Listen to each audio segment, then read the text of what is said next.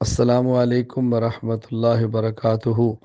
معزز علماء کرام، خطبہ اعظام، ائمہ مساجد، میری آپ تمام احباب کی خدمت میں گزارش ہے، رمضان المبارک میں اعمال، اخلاق، فضائل، دلائل کے ساتھ بیان فرمائیں، لیکن عقائد کو بہت زیادہ اہمیت دیں، عقائد کو بہت توجہ کے ساتھ بیان فرمائیں، دلائل، اعتدال، اخلاص کے ساتھ مسلسل عقائد اپنی مساجد، مراکز، مدارس، خانقاہوں میں بیان فرماتے رہیں۔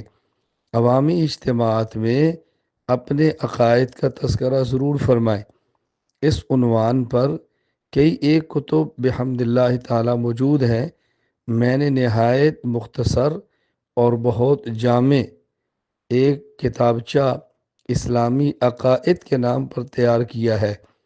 آپ حضرات اس کو اپنے پاس رکھ لیں، اور اگر وہ بچوں کو یاد کرا دیں، خواتین تک پہنچا دیں، اس کو بنیاد بنا کر عقائد تفصیل سے بیان فرما دیں۔ اللہ کی ذات سے امید ہے کہ امت مسلمہ کو آپ عقائد پہنچانے میں اور غلط نظریات سے بچانے میں کامیاب ہوں گے۔ اللہ تعالی ہم سب کی مدد فرمائے، اللہ ہم سب کا خاتمہ ایمان پر فرمائے۔ السلام علیکم ورحمۃ اللہ وبرکاتہ۔